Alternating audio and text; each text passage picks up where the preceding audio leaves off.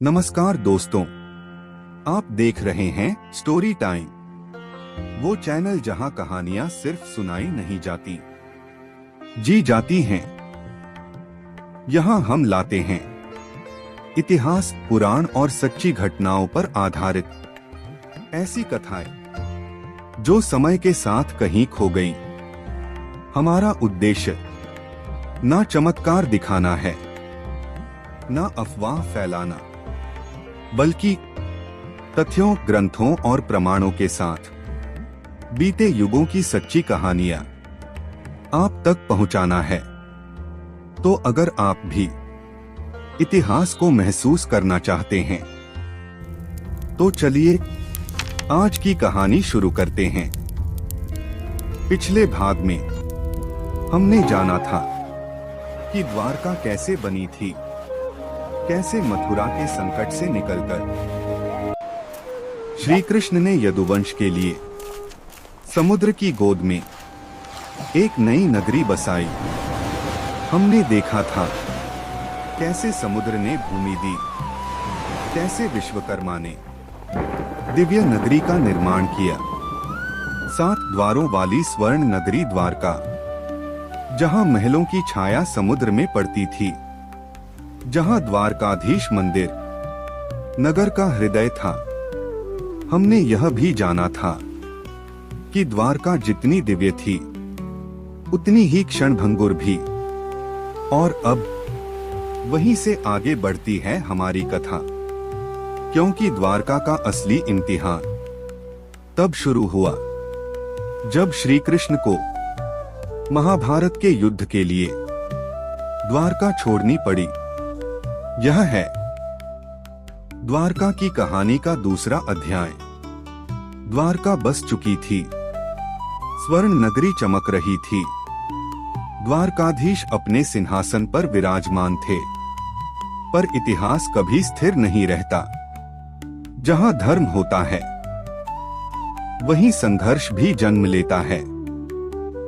और अब कृष्ण को पुकारा जा रहा था एक ऐसे युद्ध के लिए जो केवल राजाओं का नहीं, युगों का निर्णय था। महाभारत से ठीक पहले एक दिन द्वारका के द्वार पर एक थका हुआ योद्धा पहुंचा। यह थे अर्जुन। पुराणों में वर्णन आता है, अर्जुन जब द्वारका पहुंचे तब कृष्ण निद्रा में थे। अर्जुन और दुर्योधन दोनों कृष्ण से सहायता मांगने आए, पर निर्णय हुआ एक को सेना मिलेगी और दूसरे को स्वयं कृष्ण निःशस्त्र। अर्जुन ने चुना कृष्ण और उसी क्षण महाभारत की दिशा तय हो गई। जब कृष्ण महाभारत के लिए द्वारका छोड़ने लगे, नगर मौन हो गया। रुक्मिणी की आंखें भर आईं, सत्यभामा मौन थी, बलराम गहन चिंतन में, द्वारकाधीश मंदिर में कृष्ण देर तक रुके, मानो वे जानते थे यह विदा साधारण नहीं है। कृष्ण मन में, धर्म की रक्षा आवश्यक है, चाहे उसकी कीमत मेरा अपना नगर ही क्यों न हो। कुरुक्षेत्र में युद्ध चल रहा था और द्वारका प्रतीक्षा कर रही थी। हर दिन मंदिर में दीप जलते, हर रात समुद्र की ओर देखकर प्रार्थनाएं होती। पुराणों में संकेत मिलता है उन दिनों समुद्र असामान्य रूप से शांत नहीं था। लहरें ऊंची उठने लगी थीं, मानो कुछ आने वाला हो। महाभारत समाप्त हुआ, धर्म की विजय हुई, पर मूल्य अत्यंत भारी था। हस्तिनापुर में गांधारी खड़ी थीं, अपने 100 पुत्रों के शवों के बीच। जब उन्होंने कृष्ण को देखा तो उनका दुख क्रोध में बदल गया। जिस प्रकार मेरे कुल का नाश हुआ, उसी प्रकार तुम्हारे यदुवंश का भी होगा। यह कोई क्रोधवश दिया गया श्राप नहीं था। पुराण इसे दुख से निकली भविष्यवाणी कहते हैं। कृष्ण मौन रहे, उन्होंने इसे स्वीकार किया। कृष्ण, जो होना है वह होकर रहेगा। महाभारत के बाद द्वारका वैसी नहीं रही। यदुओं में आपसी विवाद, मदिरा और अहंकार, छोटे छोटे झगड़े, ऋषियों का अपमान, सांबा प्रसंग हरिवंश में वर्णित। कृष्ण सब देख रहे थे, पर जानते थे अब समय को रोका नहीं जा सकता। एक रात द्वारकाधीश मंदिर के पुजारियों ने देखा, गर्भगृह का दीप अपने आप तेज हो उठा। समुद्र से तेज हवा चली, घंटियां अपने आप हिलने लगी। यह कोई चमत्कार नहीं कहा गया, इसे अंतिम संकेत माना गया। कृष्ण उस रात मंदिर आए। उन्होंने मूर्ति को देखा और पहली बार उनकी आंखों में गहरी उदासी थी। कृष्ण, अब समय आ गया है। प्रभास क्षेत्र, जहां योगेश्वर कृष्ण ध्यानस्थ थे, जरा नामक शिकारी का बाण अज्ञानवश कृष्ण के चरण में लगा। यह कोई साधारण दुर्घटना नहीं थी। यही वह क्षण था जब कृष्ण ने अपना लौकिक शरीर त्यागने का निर्णय लिया। यह द्वापर युग के अंत का संकेत था।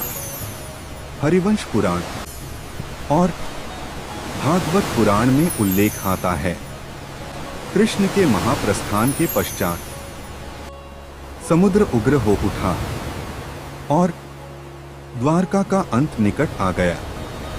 हरिवंश और भागवत में वर्णन आता है, कृष्ण के महाप्रस्थान के बाद समुद्र उग्र हो उठा, लहरें नगर की ओर बढ़ने लगी। अर्जुन यदुवंश की स्त्रियों और बच्चों को नगर से बाहर ले गए और फिर समुद्र ने द्वारका को वापस लेना शुरू किया। कहा जाता है, जब पूरी नगरी जल में समा रही थी, तब भी द्वारकाधीश मंदिर का गर्भगृह अंतिम क्षण तक प्रकाशित था। कोई चीख नहीं, कोई अफरा-तफरी नहीं, केवल घंटियों की अंतिम ध्वनि। और फिर सब कुछ शांत। समुद्र ने द्वारका को ढक लिया। अर्जुन दूर खड़े थे और देखते रहे। जिस नगरी की रक्षा कभी सुदर्शन ने की थी, आज वह स्वयं समय के आगे नतमस्तक थी। यह पराजय नहीं थी, यह नियति थी। द्वारका डूब गई, यदुवंश समाप्त हुआ और श्री कृष्ण का युग यहीं थम गया। पर क्या इतिहास यहीं समाप्त हो जाता है? समुद्र के नीचे आज भी पत्थरों के द्वार खड़े हैं, सीढ़ियां हैं, दीवारें हैं और रास्ते हैं।